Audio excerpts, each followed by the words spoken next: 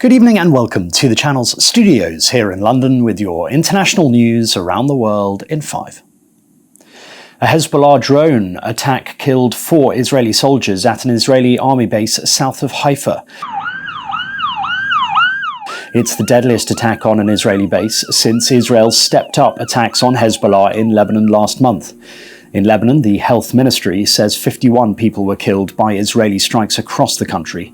And the UN peacekeeping force in Lebanon says Israeli tanks forced their way into one of its positions on Sunday. Israel disputes the UN's version of events. Meanwhile, officials say an Israeli attack on a school used to shelter displaced Palestinians has killed at least 15 people in central Gaza. Gaza's Hamas-run civil defense agency says the site in Nuseirat camp was struck by a volley of artillery, killing entire families and wounding dozens more. The Israel Defense Forces says it was looking into the reports. A civil defense spokesman said the attack on Al-Mufti school, where hundreds of displaced people from around Gaza were sheltering, had injured at least 50 people and more than a dozen were killed.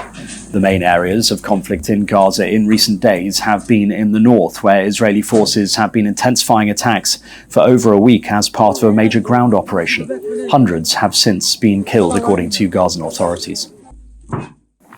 China has held military exercises around Taiwan in what it calls a stern warning against those seeking independence for the self-ruled island.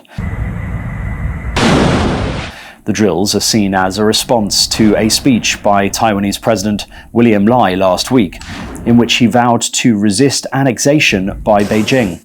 Taiwan's Ministry of Defense has condemned what it described as irrational and provocative behavior by China, adding it is ready to defend itself.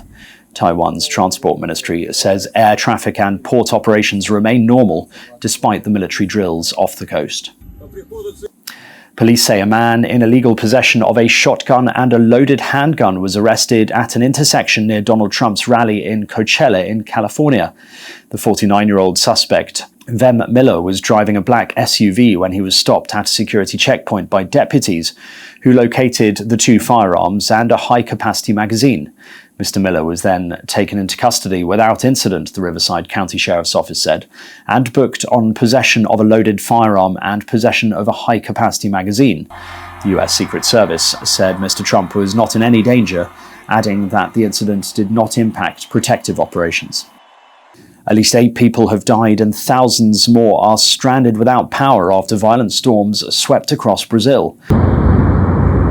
Central and southeastern parts of the country have been hit by winds of up to 100 kilometers per hour and daily rainfall reaching up to 10 centimeters. That's according to the National Institute of Meteorology. 7 people are known to have died in Sao Paulo, Brazil's most populated state, mainly due to falling trees and infrastructure from the strong winds and heavy rainfall. The energy firm Enel has said that more than 1.3 million homes and businesses are still without electricity. Kenya's Ruth Chepngetich has broken the world record to win the Chicago Marathon. The 30-year-old clocked a time of 2 hours, 9 minutes and 57 seconds to surpass Ethiopian Tigst Assefa's previous record by nearly 2 minutes.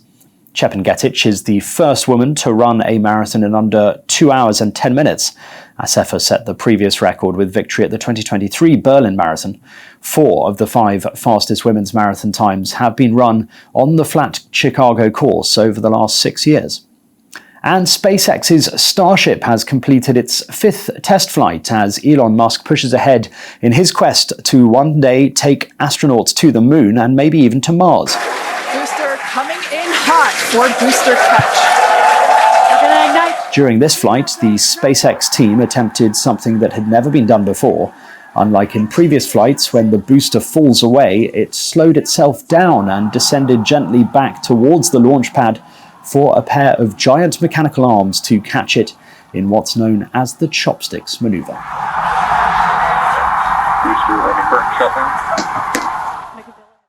And that's your international news around the world in 5. Now back to the channel's studios in Lagos.